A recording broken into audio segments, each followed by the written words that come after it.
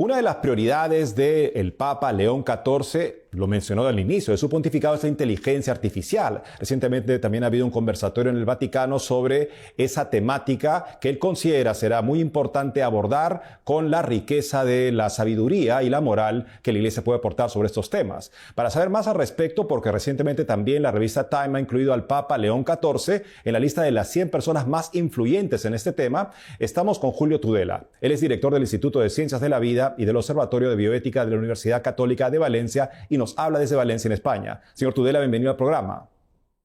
Muchas gracias. Señor Tudela, pues háblenos por qué es tan importante para el Papa este tema y también por qué Time Magazine considera que él es uno de los 100 más influyentes sobre esta temática en la actualidad. Muy bien, nos sorprendió a todos un poco que una de las primeras alocuciones que hizo el Papa tras su nombramiento se refería a este problema de inteligencia artificial.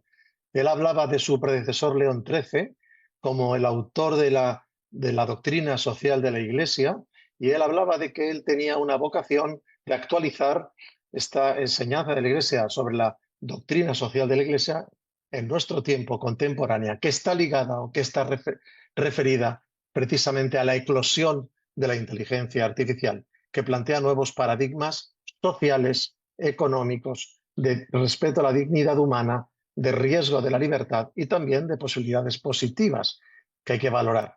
Todo esto es algo que al Papa le preocupa porque lo conoce. No hay que olvidar que el Papa León XIV es matemático, es su formación, y la inteligencia artificial se nutre de algoritmos matemáticos. Así que un matemático, cuando habla de inteligencia artificial, sabe mucho más que cualquiera de nosotros cuando nos referimos a ella.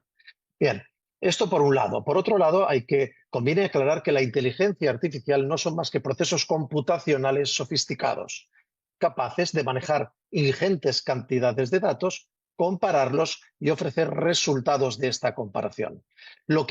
Esto está entre nosotros desde hace mucho tiempo. Todos llevamos un GPS en el coche o utilizamos un Google para buscar en Internet. Esto es inteligencia artificial. Pero lo que nos ha un poco pasado por encima desde hace 3 o 4 años es la extensión masiva, gratuita, es decir, al alcance de cualquiera, de lo que hemos venido a llamar la inteligencia artificial generativa, que reproduce un modelo de comunicación pseudo-humano o parecido al humano, de tal manera que es capaz de componer secuencias expresivas tanto ortográficas, tanto en texto como en imagen, que esto es muy preocupante, que simulan perfectamente a la capacidad comunicativa de un humano. Su enorme capacidad para manejar muchas cantidades de datos y ofrecer resultados que pueden parecer originales, pero en realidad no lo son, es lo que ha abierto una nueva posibilidad de uso generalizado para emplear la inteligencia artificial para casi todo. Mucha gente que antes escribía, mucha gente que antes componía, mucha gente que antes elaboraba vídeos, procesaba como ustedes noticias, ahora están delegando esta actividad en sofisticados programas de inteligencia artificial que son capaces de reproducir resultados pseudo-inteligentes. Siempre comentamos que denominar inteligencia artificial a este complejo proceso computacional no es adecuado, no es una verdadera inteligencia. La inteligencia es estrictamente humana.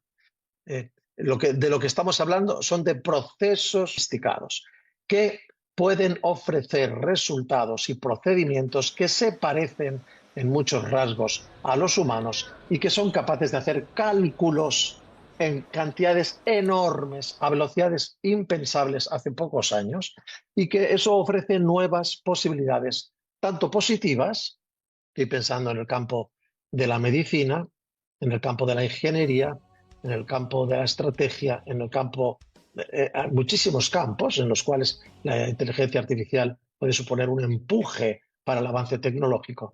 Pero también tenemos la posibilidad de que esta potente herramienta computacional pueda suplantar la identidad típicamente humana, pueda crear sus propios resultados, pueda manipular la realidad y presentarla como verídica siendo a veces muy difícil de diferenciar cuando lo que estamos escuchando, leyendo o viendo es algo que refleja un hecho real o es una creación absoluta de estos procesos computacionales. Por lo tanto, nos sitúan en una situación delicada.